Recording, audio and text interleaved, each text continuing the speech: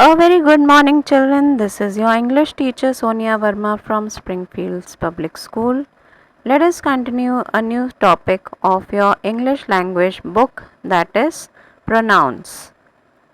So let us see first what are pronouns. Pronoun means a word which has been used instead of a noun.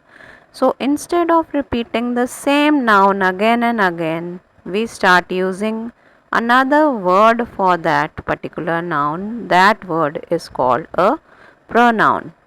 Let us see the example. Monica is a brilliant girl. She is the favorite of all teachers. So she here we have used instead of Monica. So she is the pronoun. And Monica is the antecedent of she. Monica is the noun for which the pronoun she has been used. All of them admire her. So again here we have two pronouns, them and her. Monica is the antecedent of her. So her again has been used for Monica. Now let us move on to our next concept, that is kinds of pronouns.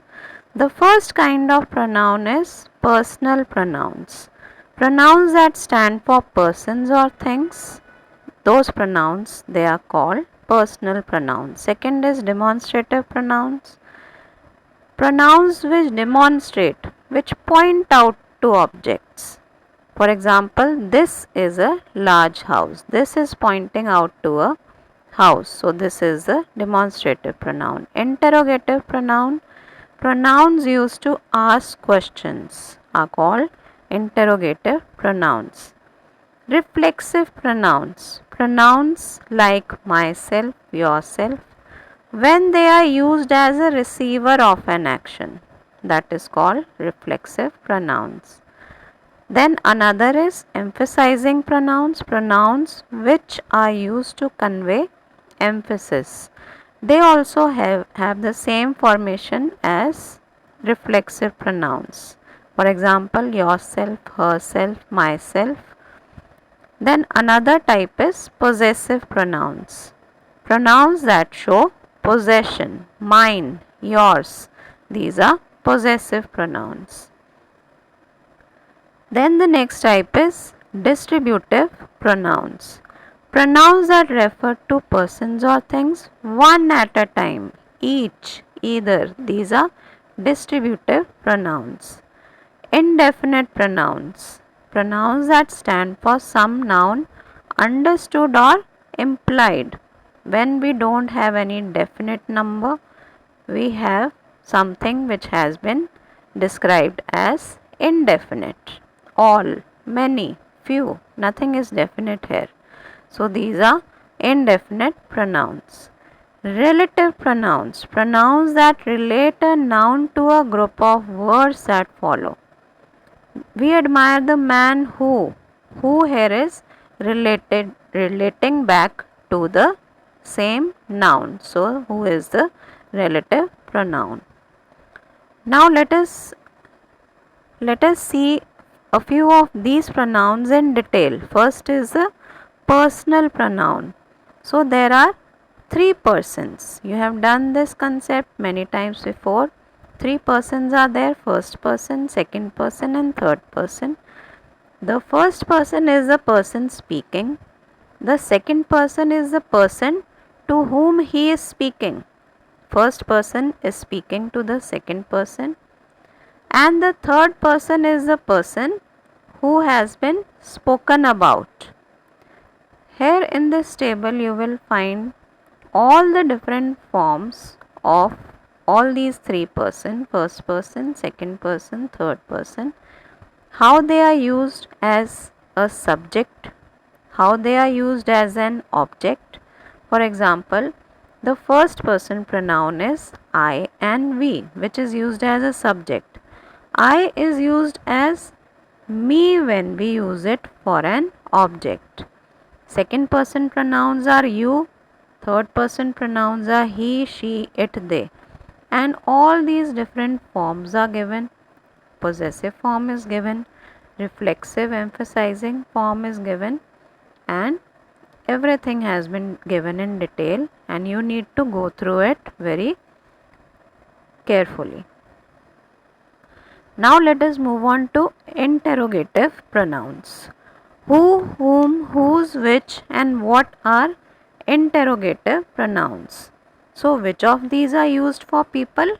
Who, whom, who is the subject form, whom is the object form, whose and which, they are used for people.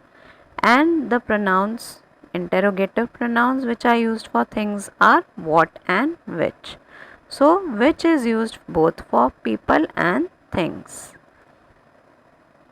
Now let us move on to reflexive and emphasizing pronouns. Both the reflexive and emphasizing pronouns have the same form. Reflexive pronouns are used as the receiver of an action. For example, how did you hurt yourself? Here we are describing as the receiver of the action. And when we are talking about emphasizing pronouns, they are used to convey emphasis. I myself, he himself. This is the formation of emphasizing pronouns. Now let us move on to indefinite pronouns. Indefinite pronouns, as the name suggests, they are not definite. They do not stand for any specific person or thing. Indefinite pronouns, they can be of two kinds. This we are going to do in our next class, and you can see in this grey colored paragraph the singular plural formation of indefinite pronouns. Just take a reading of this. Let us move on to the relative pronouns now, which are very important. Who, whose, whom, which and that are the words most frequently used as relative pronouns. So let us see how they are used. What is their usage? Who, whose, whom is used for persons only. So usually we use who, whose, whom for persons. Which is used for things without life and for animals. That is used for both persons and things. So who, whose, whom is used for persons only, which is used for things, and that is used both for persons and things. Now let us see in detail where that is used. That is used after adjectives in the superlative degree. Kapil is the best fast bowler, which indicates the superlative degree that we have produced. We use that after the words all, some, any, none, nothing, only. All that glitters, nothing that I did. Suppose in a sentence we have two nouns, one denoting a person and the other a thing. So which pronoun, relative pronoun we are supposed to use? So we are going to naturally prefer to use that which is used both for persons and things. What refers to things only? Its antecedent is not expressed. So what is used only for things, and we do not have any antecedent to what. The word as is also sometimes used as a relative pronoun, as you can see in this example. Now let us move on to students H and I topics. These you can go through, but they are not in the syllabus. So we are going to continue with our next topic, that is joining sentences with relative pronouns. We can use relative pronouns to join sentences. So let us see how we can use relative pronouns to join sentences. I have found the purse, I had lost it. So for joining both these sentences, we can use relative pronoun I have found the purse which I had lost. So this was all for pronouns, and you are supposed to do all the book exercises, and today we are going to continue with a new topic, message writing also. So what is message writing? A message is a piece of information given or sent in writing to somebody with whom one is unable to meet in person. So we have to give a message to some person whom we will not be able to meet him face to face. Sometimes you may have to receive or take down some information from somebody in order to convey it to some other person who is away at the time. So you get a call, and since that person is not there for whom that call is meant, so you take down the message, and you, since you will not be able to meet him in person, so you convey the message in written form. So how that message is supposed to be written, that we are going to see in message writing. Or it may so happen that you need to say something to somebody who is away and will be back only after you will have left. In yet another scenario, you may have to leave before your awaited visitor arrives.